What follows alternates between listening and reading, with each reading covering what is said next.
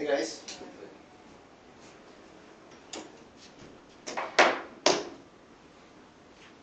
Intro to automotive system? Yes.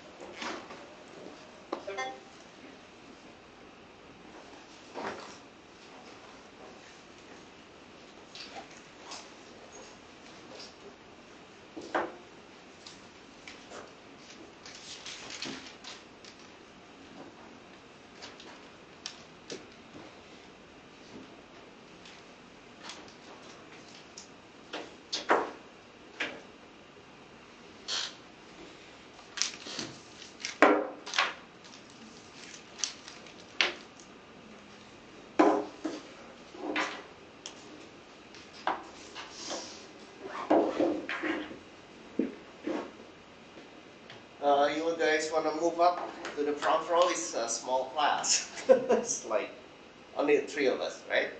4 of us.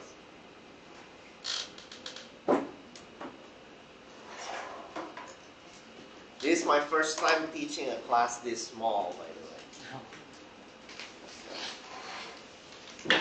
This mechatronics is 25 something people, but the 3 of you are the only ones in this concentration, right?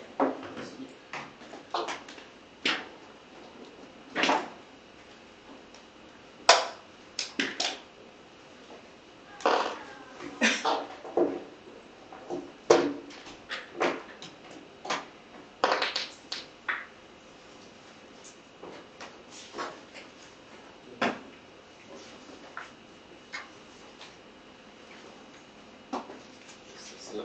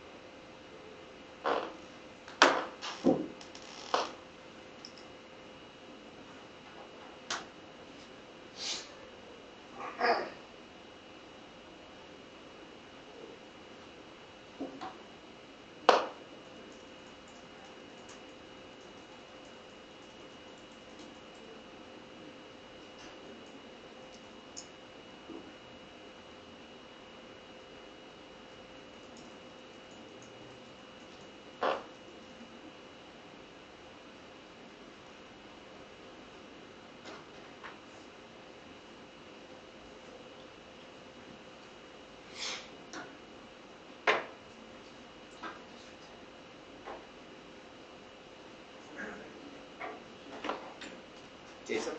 Yes. Okay. You're Jason? Yeah. Okay.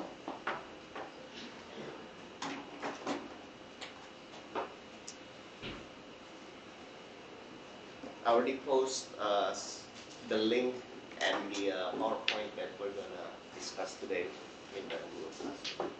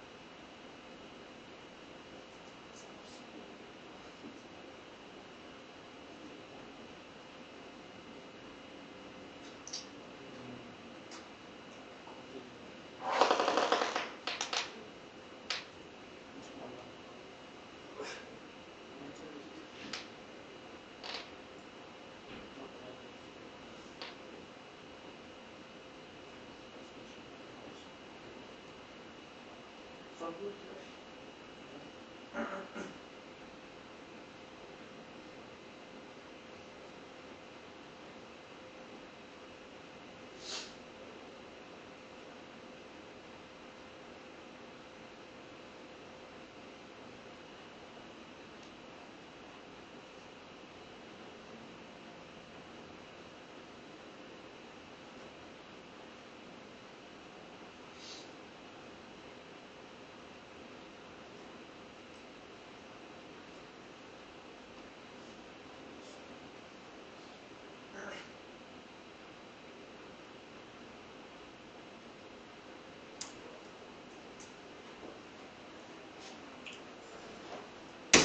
Alright.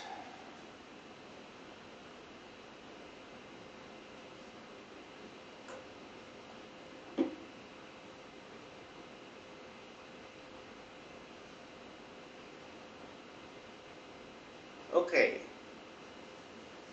Jason, you wanna move up here?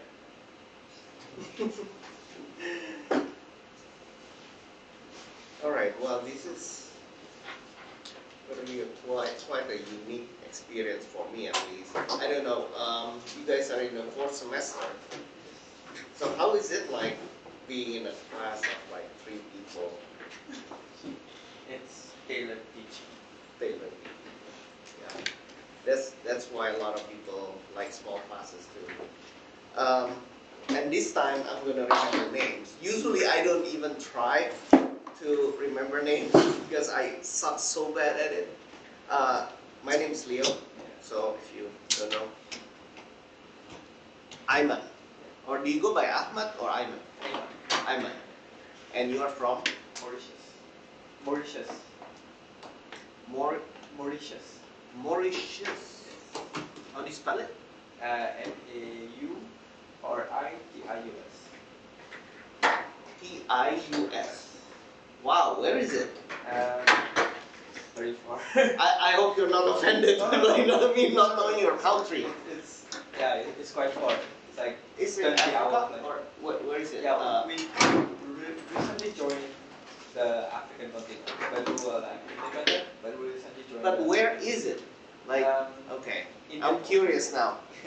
Can I type it up? So fun fact is Mauritius. Yeah. Okay. So the fun fact is we used to have the dodo, and then it went extinct. The dodo come from our island. Dodo bird. Dodo bird. The one that is extinct. It used to come from our island. I see. And Oh, it's an island. Oh, wow. It's next to Madagascar. Okay. Wow, it's like in the middle of the vast ocean. Yeah. Wow. St. Paul, Port Louis. So the inhabitants of your country are mainly native, or a lot of the Caucasians? No, we are or immigrants. So all immigrants. The Dutch discovered our island, and then for plantation, and then during the slave trade and everything, they used to bring slave from India, Bangladesh, Africa, I see. China. So we have everything. We are multicultural. We have like every religion. Wow. But the most dominant one, with around 30%, is Hindu, and then second place you get Muslim, and then third place Christian. Okay. And so on. We have Chinese. We have everything, like multiple type of Chinese, multiple type of Christian, and Muslim also, different types. Very diverse. Yeah, it's really very diverse. cool. Yeah, we have. But you're born there already, Yeah, right? And your parents or your grandparents were still immigrants? Grandparents. Oh wow. Okay. Yeah. So you're like the 5th generation that is already born in Mauritius. So most but ethnically you are Indian? Bangladesh? No. African Indian. African Indian. Yeah, so we're mixed. I see. Yeah. So your ancestors. Yeah. Like it's a mix between African. Yeah. Because I know there is a lot of Indonesian in Madagascar, right? Quite a few. I never went to Madagascar. Oh, you never? But it's close, right? Yeah, it's close. But yeah, we don't go to Madagascar. It's like dangerous and everything. But I did went to India and South Africa and like automotive country, but like in Madagascar. My dad went to Madagascar. Madagascar people and Mauritian people are different, very different. They are more towards African rather than Indian. We are more towards Indian. I see. Okay. Even though you're actually farther from India, but culturally you're more similar to Indian culture. Like even our food, no. So lots of food. We have lots of food actually. So we don't have like the specific like traditional. So Muslim people have biryani, and then Indian people have it's called seven curry. It's like a vegetarian thing. I thought biryani is Indian. No, I love biryani. yeah, but our biryani is. You guys like biryani? Biryani rice. Our biryani is different. It's from Saudi type biryani. Okay. It's not different Indian type. Yeah. But the rice type is the same, maybe. The rice type is definitely the same. It's from India actually. The rice. Okay. Yeah, we like long grain, very grainy. We don't like it sticky. Like Indonesian people, I don't like sticky because you eat with chopstick. Stickier like rice, yeah. We like it grainy because we eat it with our hands most of the time. So yeah. Okay, very interesting. But during the tsunami, then it was really bad. Your island. We don't have tsunami. No, yes, this is not yet. Like way back, because I remember the tsunami epicenter was like in the middle of the Indian Ocean. Yeah, but I don't think. But you're pretty far. We get a lot of cyclone, but tsunami not yet. Okay, good.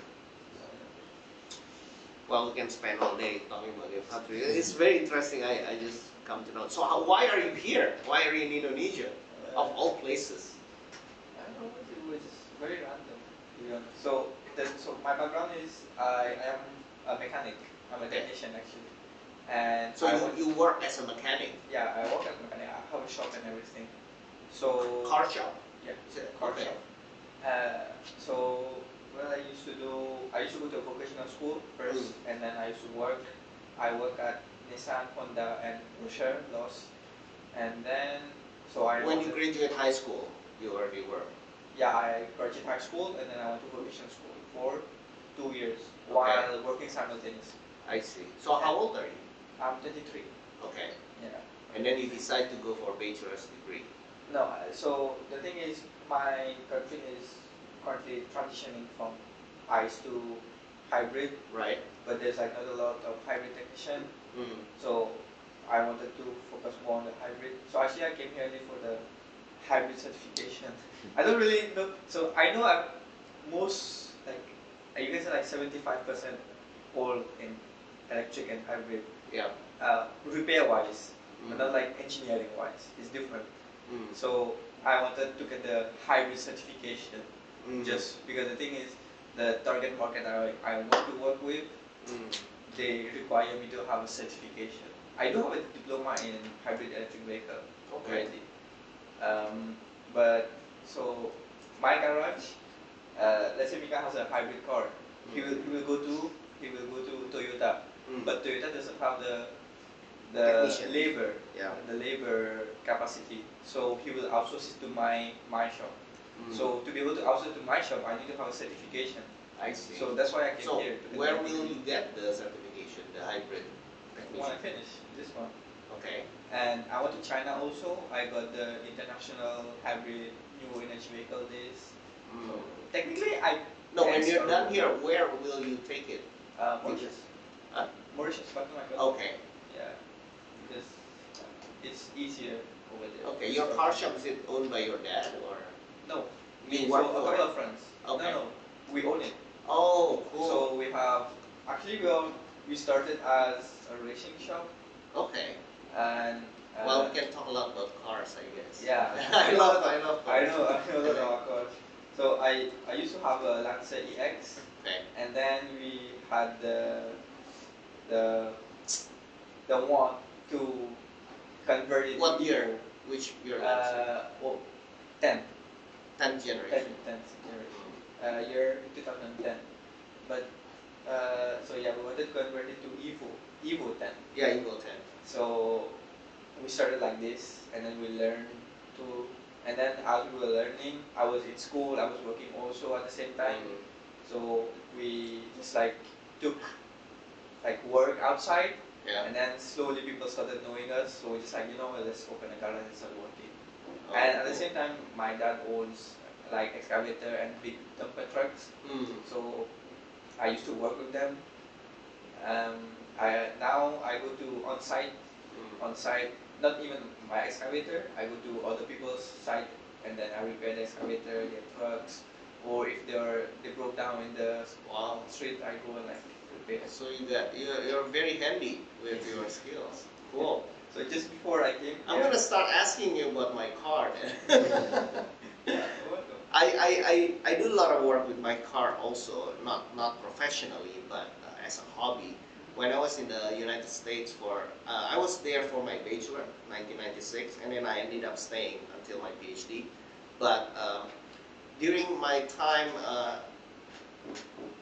like maybe for 5 years doing my PhD, I also work on my cars. I work with Hondas mainly. Yeah, I do with Hondas also. Yeah, I put turbo on my Honda Integra. Integra? Yeah. The B series. GSR. B series, B18. B18C. B18C1. Yeah. And the Type R, not the Type R, the B18C1. Type R is B18C5. Put a turbo on that. I got bored with the turbo lag, and so I swapped to a supercharger. Eaton supercharger. It was nice. I'm making less horsepower, but it's just more fun to drive. It's more linear. It's like it's instant fun power. To drive. It's like instant power. Right. It was really nice. The Integra GSR that I had, stock was 170, and I put the turbo on it. I'm making 245, like 7 psi, 8 psi boost, and then I swapped to supercharger, and I'm only making 220, but more enjoyable. Much more enjoyable. The sound is also unique, like that whiny sound. And then since it's a front-wheel drive, very bad understeer. I hate that. So I swapped to I changed to a Nissan 240SX. Sylvia, rear-wheel drive. My goal was to make 350 horsepower, because it's a rear-wheel drive, you can take it. Like with front-wheel drive, once you're like 250, the wheels start not getting traction, and really bad understeer. So, but I got into crash. Yeah, I'll show you pics someday, but we need to finish our material today. I rebuilt the engine for the Sylvia. It was a K24. It's not a. It's not an SR20. It was a K24 because it's the American version.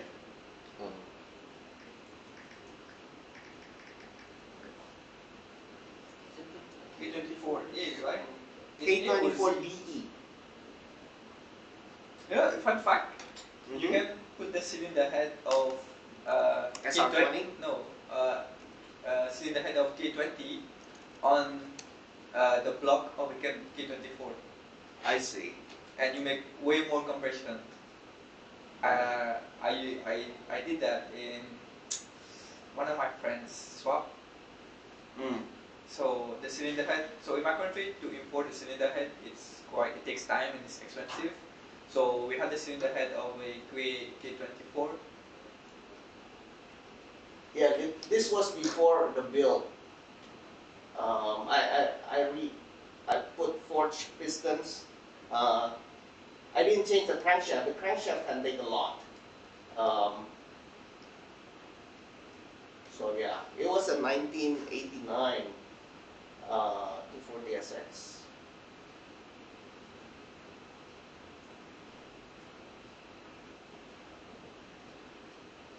Yeah, this was the.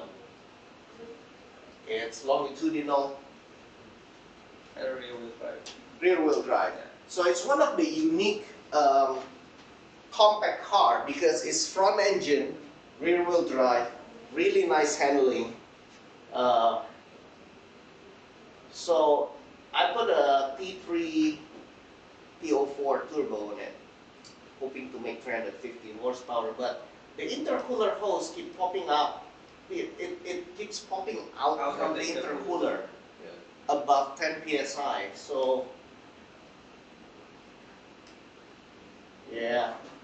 My Lancer was making around 450. 450? Your friend? My Lancer. Oh yeah. That one is a beast there. Yeah, I got into a rack. Oh man, look at that. Not my fault. The guy in front of me just braked suddenly, and then I ended up parting it out. So I part it out until it's only a shell. So I sell the engine, because the insurance would not replace the worth of my car. See, I got really upset because I bought the car for $1,500 only. I went all the way to New York. That's so cheap. Yeah. Cheap. I know. I flew to New York, drove it back to Ohio, where oh my God. like 12 hours drive. Yeah. Wow. Because it was so cheap, even with the airplane ticket, it's fine. And so I drove back with my friend, and I spent about $8,000 on it, of modifications, like rebuild the engine, the turbo, and I insure everything to my insurance. I give all the invoice, this is what I spent, these are the parts on it. I want to insure it for like $10,000, right? And so my insurance accepted. But because this rack was the one at fault is the other party, is the other car, is the other car's insurance that needs to pay. Who needs to replace my car, and they don't want to. And they ended up valuing my car for like $3,000. And I said, after so much negotiation, I said, okay, $3,000, but I get to keep the car. Because it was total, right? It was total. Usually they just pay. Yeah, they take the car. They take the car to the junkyard, whatever they do with it. And I said, okay, I negotiated for $8,000, but they wouldn't. So $3,000, okay, I get to keep the car. And so I sold the engine, I sold the seats, my wheels, everything, all the mods. I resell them, and I recover about $5,000. So it was okay. I ended up, but man, and then I come back to Indonesia after that. So my kids were still small, so it was really busy life. So I thought, okay, I'll pause from my world of cars until my kids are grown up. So, anyways.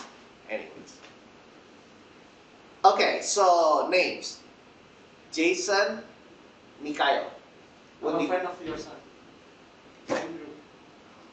Oh wow! Oh my God. You're the guy. Bonding time. Okay, your face now looks familiar. You were in Singapore when we went, right? Yeah. Okay. Yeah, X1. Okay. Mika. My dad says hi. All right. Says hi back. So Mikhail, do you go by Mikhail or Mika. Mika? Mika, Ayman, Jason. Okay, I can do this. I'm very bad with names. So how familiar are you with, I know you, with cars?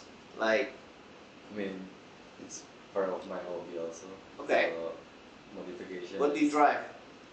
I used to have the Z4. Okay. BMW. But now, since I wrecked it, I downgrade to Mazda 2. Mazda. Yeah, It's not a bad car. it's not, but Is it the red color? The Mazda red? nah, it's the beautiful. silver. The silver Okay. one. That color, I don't know, it's so unique. The Red Mazda. Mazda red, right? One of my neighbor has it. It's always shiny nails. Every time I jog around the complex, Mazda have special colors. yeah. They make special colors. Mm. Okay, what about you, Mika? I drive Zenix hybrid. Okay. Oh, a hybrid. Yeah. Cool.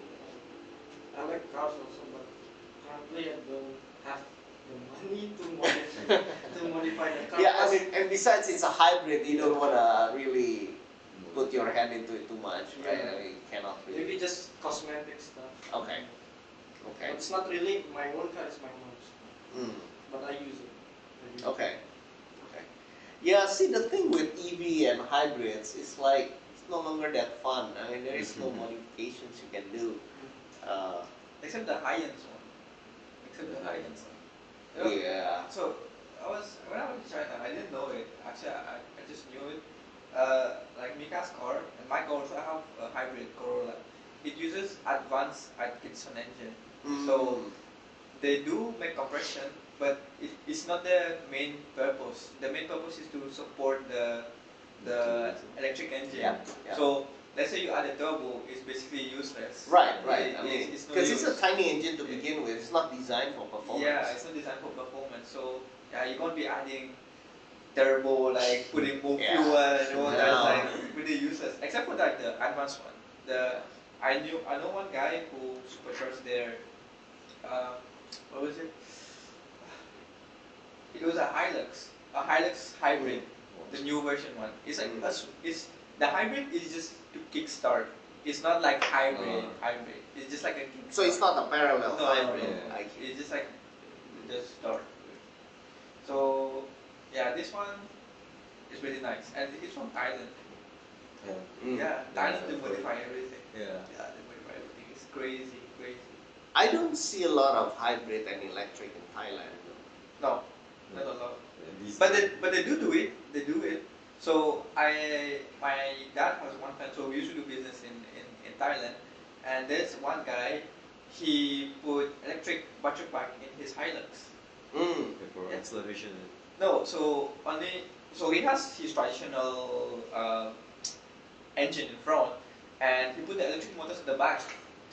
I was like, How do you control the? yeah, exactly. This is like mind blowing, to be honest. It's mind blowing. I was like, how do you do that? How do you do that? And yeah, I was thinking of doing an EV conversion as a hobby, like because I had my old Jazz, really old, 2005, tiny car, Honda Jazz. Do you have Honda Jazz in Mauritius? Yeah. I was thinking, it's a very light car. I can buy a kit from China and put it in, but too lazy to do. like full EV conversion. Yeah, full EV, not like Yeah. different bit. But yeah, see, the thing with EV also, it kind of it's annoying because now no matter how much power you're making with your combustion engine, an EV will always beat you, and it's no longer fun. You know what was fun with my modifying Integra and all that? I tend to go with a sleeper style. Yeah. So Because on the outside there's it looks just stock, right? But I got power under the hood. This is my Integra. It's a blue color. This when I sold it. So the appearance is just like usual. I mean, a little bit alloy wheel, but not that. Nothing really stands out on it.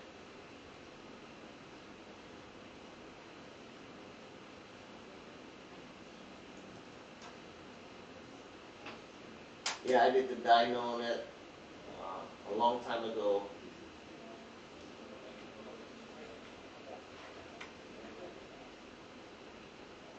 Was making 250. A bit ugly. I tuned it myself, by the way, with not Honda. I forgot what ECU I did, but it was a custom tune. So I did the pull and then tune the air to fuel ratio, and then I got. I still don't know how to do it. It's not like I don't know how to do it. So the thing is about air fuel ratio, you can. So I know tuners who, let's say you want to make some kind of power, they put like 10% across everything. So the graph is Yeah, you need an air fuel ratio gauge. Yes, I do have it, Yeah. but I don't know how to tune it properly. You know, there's like a proper way of doing everything. Yes. So each pull, each gear has a certain air ratio. But what tuners do, they just like put like 10% across 12 to everything. 1, yeah. I mean, the stoichiometric ratio is 14.7 to 1 ratio, air, 14.7 air, 1 part fuel. But for force induction, you do 12. So 14.7 to 1, and then under boost, you do 12 to 1. So you have to see, first you don't get the boost, right? And then once you get the torque increase, so when your boost kicks in, this one is 12 to 1. This one is 14.7. That's what I do. I mean, just two ratios. If you want to make more power, you make it a bit leaner. So 12.1.5 will make more power than 12. But usually people go conservative because they want to cool down the combustion. Yeah. Superchargers though, you don't go this rich. Usually supercharger is like 13, you can go with 13. The thing with supercharger is the heat. So, you stick it to the engine, that's why it heats up. Because it's very close to the engine, it's hard to. So yeah, I plug in a laptop while I do a pull, and then this is basically a fuel map. So throttle load and RPM, and so this is an Excel sheet, right? A big Excel sheet. And so when you're doing the pull, you basically go like across the table, and so you gotta tune each individual cell to make sure you get all that ratios. And then a police stopped me while I was doing that. I don't have pictures of my supercharger. But the supercharger position is actually pretty close in the Integra at least, right? So if this is your engine, you know, this is the piston and all that. It's on the side, right? Right. So this is my supercharger position. Okay? This is the two scrolls. And then you take it from the intake. So the compression happens here. So there is no chance to do an intercooler, right? With a turbo, this is your engine, this is your exhaust. You got the turbo, you got the compressor, suck it in, cool it in the front, and then and you go to the intake, right? So you have a chance to cool it. But here, you don't have a chance. It's right at the intake manifold. So what I did, I bought an aftercooler. Okay, not an intercooler. So here, they pass it through an air exchanger.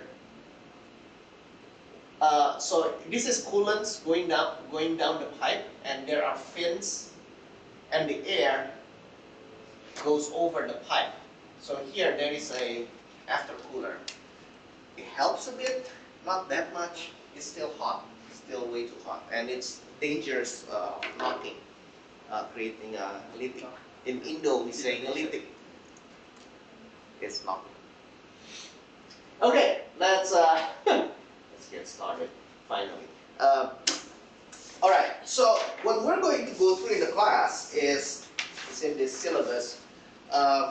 Course objective. We want to know the vehicle subsystems, break it down into different modules, and we want to identify the mechatronic part. So I'm trying to take the approach here of a mechatronics approach, not the traditional, because you guys know cars, so I can speak technically. You know all the sensors, right?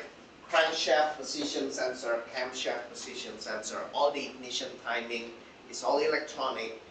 There is no distributor if, you know, that's before your time. My 1993 Civic still uses a distributor. fuel injection, like everything is electronic, everything is control systems. What is mechatronics? Mechatronics is composed of sensors, actuators, and control systems, right? It's like I have perception, I have my eyes, ears, and all my perceptions. I have my actuators, right, my arms. So my brain says, I want to go to open the door. I sense the distance. I measure the distance, right, with my eye.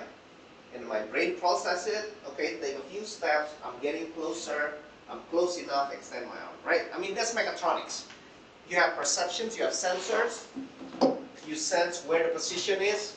Okay, I want the timing to be 7 degrees before top dead center, and so timing, go, spark plug, combustion starts, and then you measure it on the output with oxygen sensor. So, you know, a lot of our cars are really more mechatronic than mechanical, very advanced. So we want to identify what are the mechatronic systems in each module. We want to compare the power sources different ways, but we are not going to go in depth into the powertrain because you guys have another class on ICE, right, on combustion engines. And besides, my expertise is not in thermodynamics. If you go too much in depth, I don't know that much anymore. So yeah, power sources, trace the system connections, and again, everything is a system. They all connect to each other. It's a big control system, basically. Okay, so those are the 4 course objectives. I usually do in-class quizzes, like not big quizzes, but just like a pre-test and a post-test. There's nothing today because it's just introduction. But I usually have like multiple choice at the beginning of the class, before we discuss the material, and then we discuss the material, and then we test on it. So, so it should be a pretty easygoing class, I think.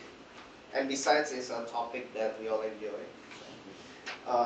And then finally, there is a summative assessment. Maybe there is a project.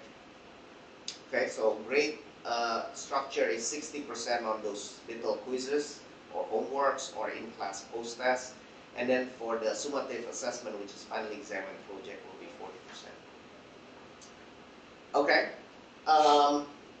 so today we'll go through all these different subsystems.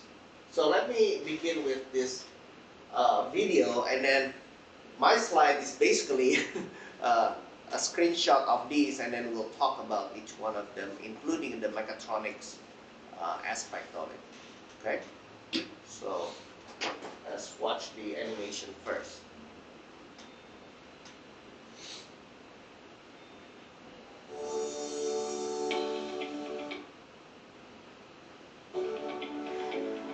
In this video, we will go over the anatomy of a car. The following major systems are included in the vehicle: the body and frame, the engine, the transmission, suspension systems, wheels and tires, control systems, electrical systems. The engine subsystems and the climatic equipment are the only remaining pieces of equipment. Let's take a look at the car's major components and assemblies. It may appear complicated now, but we're gonna explore each system in greater detail.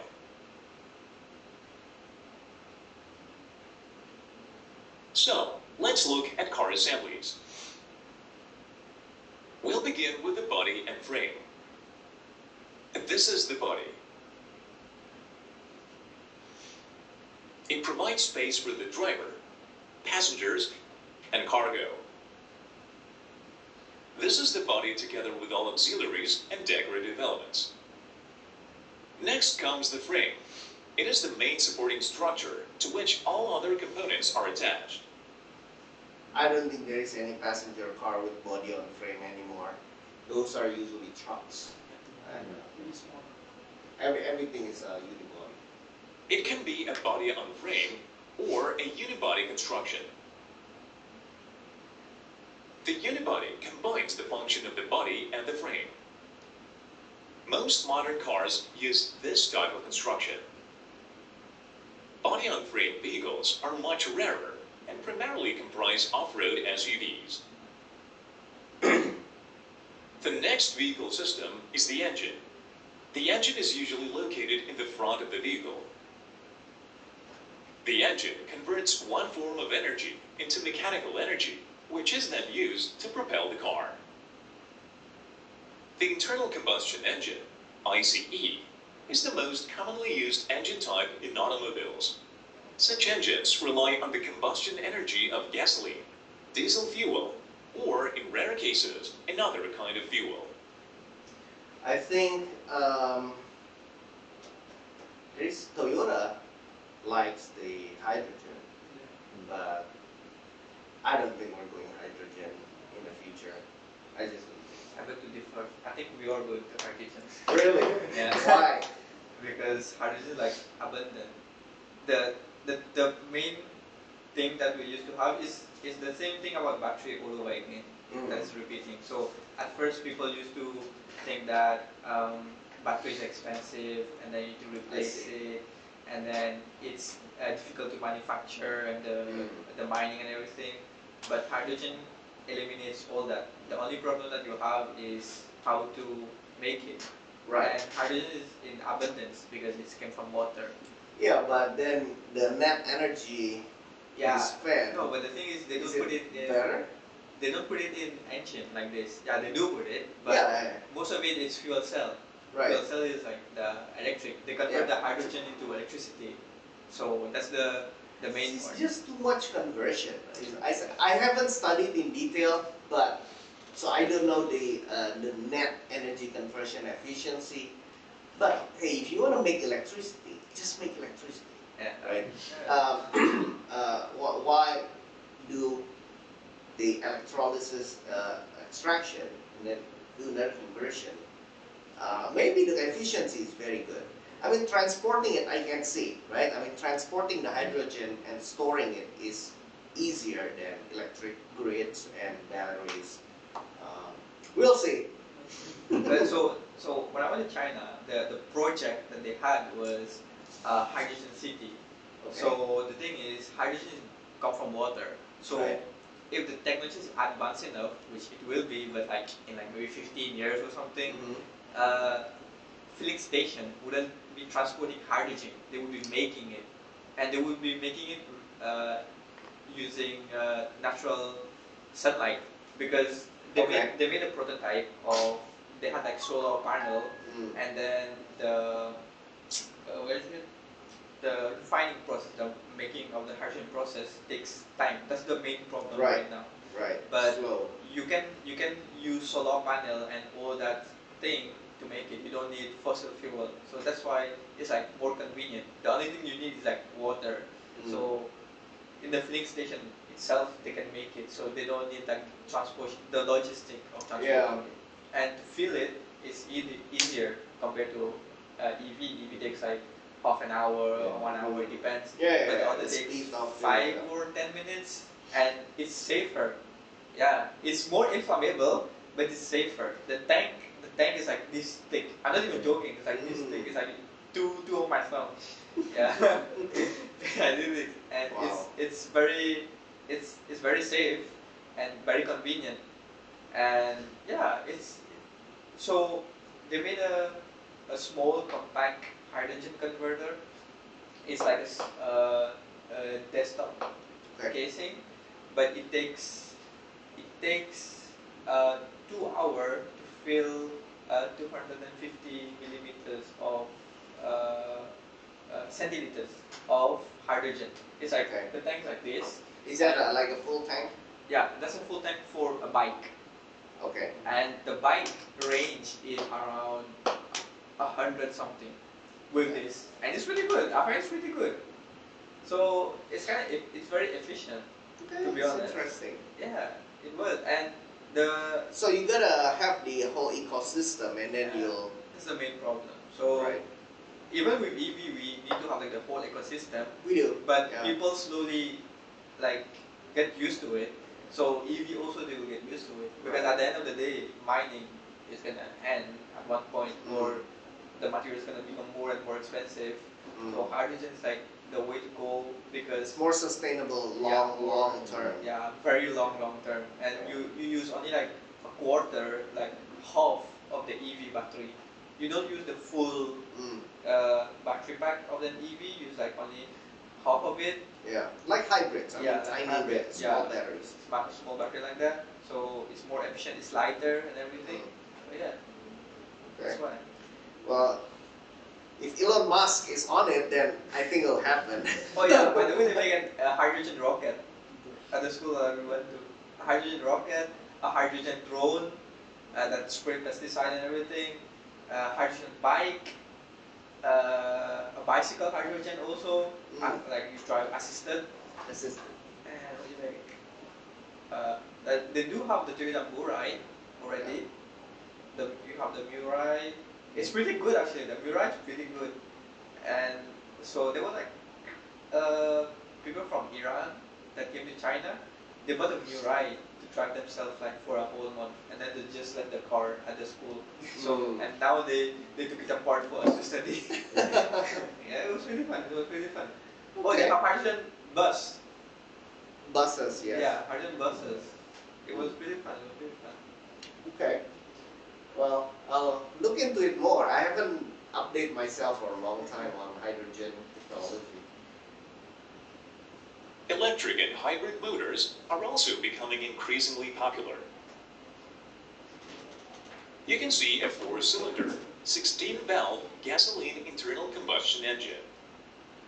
This engine's operating cycle consists of 4 strokes: intake, compression, power, exhaust. The engine has numerous subsystems, such as the intake system, exhaust system, fuel supply system, cooling system, and others. The internal combustion engine generates mechanical work, and the torque is then transferred to the transmission system via a flywheel. The transmission is the device that connects the engine to the drive wheels. It transfers, changes, and distributes torque to the drive wheels. Transmissions are classified based on the type of gearbox. The manual gearbox requires the driver to select and change gears by using a gear shift lever and a clutch pedal. In case of the automatic gearbox, to travel forwards, the driver only needs to shift the selector into the drive mode. Further gear changes do not necessitate driver intervention. The type of wheel drive is another significant distinction between transmission systems. You can now see a vehicle with front wheel drive. Depending on the type of wheel drive, transmissions can have a variety of structures and compositions. A front-wheel drive manual transmission includes the following components: the clutch, manual gearbox, final drive and differential, and axle shafts. The clutch, final drive, and differential are all contained within the same housing as the gearbox. Now we can see how the engine and the transmission interact. The combination of the engine and the transmission system is called the powertrain. Rear-wheel drive is another type of wheel drive. Such transmission also include a propeller shaft. So if it's rear-wheel drive, more than likely, right, the engine is longitudinal because you need this center shaft output. A long time ago, I saw a tiny car, Chinese. They put the engine in the back, so it's like a front-wheel drive, but it's rear engine, rear-wheel drive. It's really awkward because I cannot imagine how rear heavy it is. It's so weird. But you know, sports cars, mid-engine, that makes sense. But this is rear engine, so the engine is like transverse, but here. I mean the Lamborghinis, it's mid-engine, right? So the engine is between the two axles, and it's longitudinal. But this tiny Chinese car is like 3 cylinders, and they put the engine like here. So funny, but I don't think it exists anymore. The final drive and differential are located on the drive axle, outside the gearbox housing. And this is an all-wheel drive transmission. In this case, torque is supplied to both axles, full-time or on demand. Its components also include a transfer case, which can be installed in the same housing as the gearbox. The differential, final drive, and propeller shaft are duplicated on the driving axles. Let's return to the front-wheel drive transmission and move on to the next systems. The suspension system, wheels, and tires help a vehicle move along a road and receive and absorb the impact from various bumps, making driving safer and more comfortable. First, let's take a quick look at the wheels and tires. Wheels can be made from a variety of materials and in a variety of styles. They are surrounded by tires, creating an air-filled chamber. Sometimes, tires are also equipped with an inner tube. I don't think that exists anymore. All tubeless. Let's go back to the suspension system. The suspension includes the wheel hub. This is a wheel hub mounted on a steering knuckle. The spring, a coil spring in our case. Shock absorbers. Suspension links, arms, and beams. This type of suspension has an arm control and a shock absorber that performs an additional function of the suspension arm. The anti-roll bar. The subframe and bushings.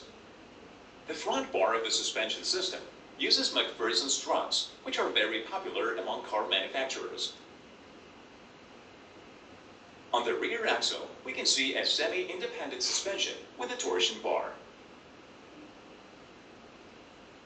Next, car control systems.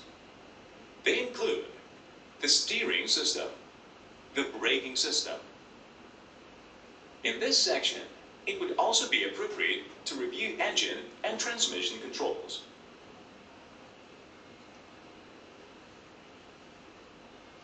The steering system is required to change the direction of the car's movement. The braking system is required to slow down and stop the car, as well as to keep it in place. Engine control is used to alter the engine torque. This is an obsolete model with a mechanical throttle valve. Transmission control is required to temporarily disconnect the engine and the transmission and select the desired gear or the desired gearbox mode. Passing on to electrical equipment. Modern vehicles are inconceivable without electrical equipment. It stores, generates, transmits, and consumes electricity. And electrical equipment within a vehicle can be classified into a few categories: power sources, power consumers, electrical wiring, auxiliary elements. Power sources are the battery and the generator. Power consumers include various appliances that require electricity to operate, such as headlights, the starter motor, the engine control unit, and others. Electrical wiring connects various components of the electrical system. They say that in today's cars, all the wiring can amount to like 50 kilograms. That's a lot of wiring. Auxiliary elements include relay and fuse boxes, as well as various buttons and switches. All right. So let's go through each one of these subsystems in more detail, including the mechatronics aspect of it. Okay. So I don't know what car that is. It looks like an Audi. Audi. or Dodge. Real. It's a unibody, and what a unibody is basically bunch of sheet metal, right? All sheet metal. There is no tube or any extrusion. It has it's very appealing because lightweight and stiffness. Okay. I don't know whether you have you noticed, like say a hollow tube. If you twist it, it's very stiff, right? Try cutting a slit across, and so it's not a closed loop anymore, but it's still a tube. What happens if I twist it? it's like nothing, right? It shatters into. So the closed loop, okay? And this is the reason they make tubes hollow. Is because it's very stiff in the torsional direction. You don't need the middle material. The shell itself takes up most of the load. It's in the same way that people make I-beams, right? Why do they make I-beams like this? Because when you bend it this way,